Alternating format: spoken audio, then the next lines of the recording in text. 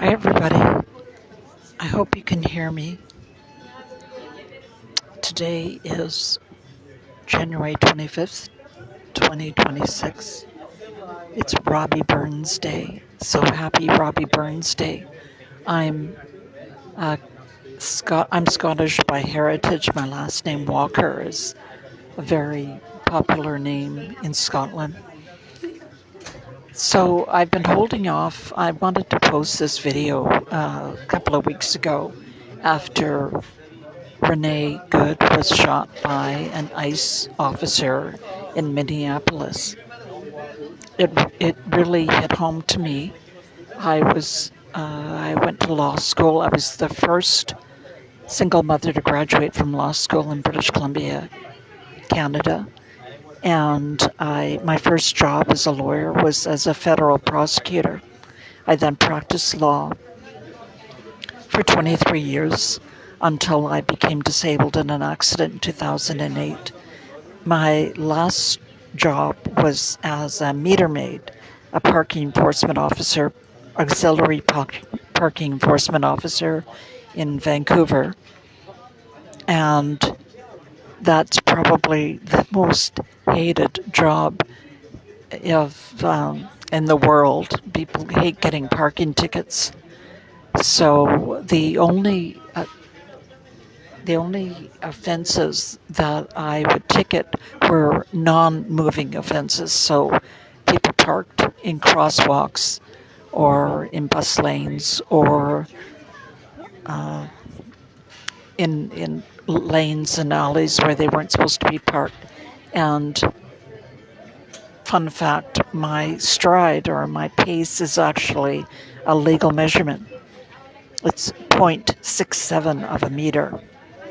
So we would make notes on our computer and then print tickets. And my one rule was that I would not print the ticket. If somebody got to me and moved their car before I printed the ticket, then I wouldn't print the ticket.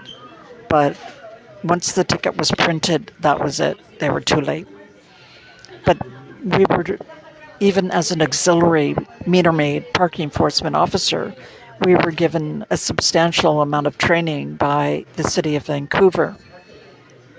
And a couple of things that came to mind when I saw that Jonathan Ross, that ICE officer who shot Renee Good, was that he broke every rule, every safety rule of engagement with the public. So in my experience, one of the things we were taught is you never let anyone or anyone's vehicle that get within kicking distance. So as far as you could kick, nobody was allowed closer than that. So you could have conversations with the public, but you wouldn't let them get closer than kicking distance or as far as you could kick. You always had to have an awareness of where vehicles. I put tickets on semis, on buses, on huge vehicles in tiny lanes in Vancouver. I was always around vehicles and very close to them. So you're very conscious of where you are in relation to vehicles. So I watched all the videos of the interaction between Jonathan Ross and Renee Good. And what I could see, I wanted to understand what was going on. So what I could see is that she was sassing him from an open window or sassing some other ICE officer. And he pulled his smartphone out of his pocket. He wanted to get that on video. So he was trying to do two things at the same time. He put himself in front of the vehicle, in front of a moving vehicle, which I would never do, ever. And he was trying to videotape her interactions and shoot her at the same time, which you can't do.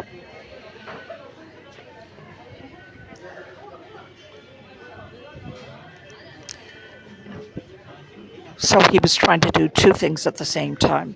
And it's one thing to have cameras on your uniform, which we did not have, but he was trying to videotape what she was saying and doing, and then he put himself in front of or so close to the moving vehicle that he put himself in danger. I was in a situation like that like 10 times a day as a parking enforcement officer, where I had to be conscious more than 10 times a day, 100 times a day, 100 times a shift. And he put himself in jeopardy. The other thing was I noticed that the other ICE officer was leaning into the vehicle, which I would never do, leaning into a moving vehicle. And when Jonathan Ross shot Renee Good, the bullet came within inches, like I would estimate about 10 inches, of the other ICE officer's head. So he put that officer in jeopardy with his shot. And then, of course, she careened off down the street after she was shot and smashed into 3 other vehicles, putting innumerable other people in jeopardy.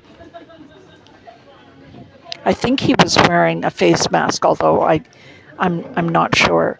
Of course, we didn't have face masks and weren't allowed to wear them, and we did have officer numbers that we were supposed to put on our uniforms, and I'll be honest, I never put mine on.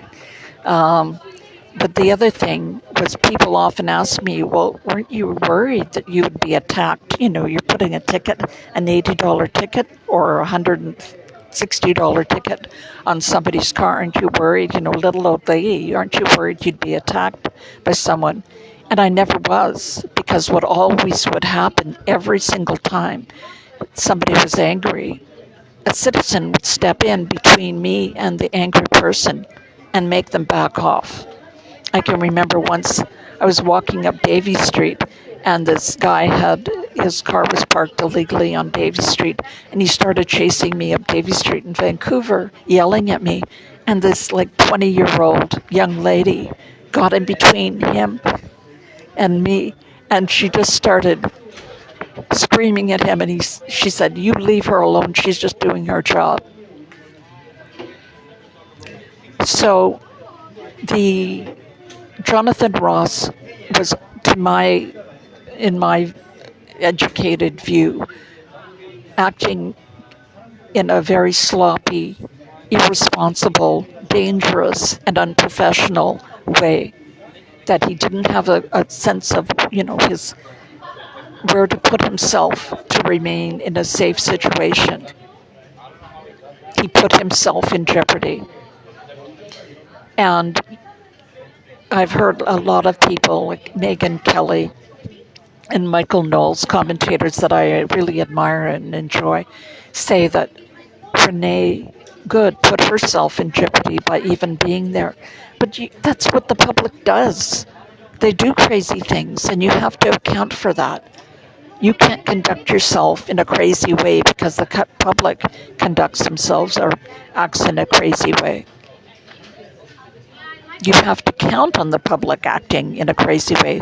So he looks sloppy, lazy, incompetent, poorly trained, and reckless. And because he's being paid to be there, he shouldn't be, it's his responsibility to act in a professional, safe manner. And you can't always be safe, and people are going to get hurt. But he was acting in a way that put innumerable other people in jeopardy. So, Jonathan, I think there should be an investigation. I think he was reckless.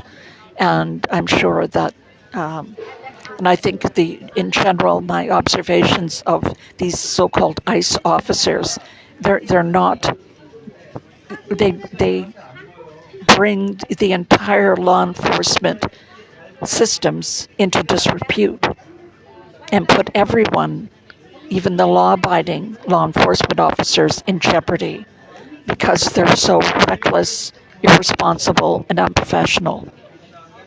And they should not be allowed to act in law enforcement in a civilized society. So those are my observations.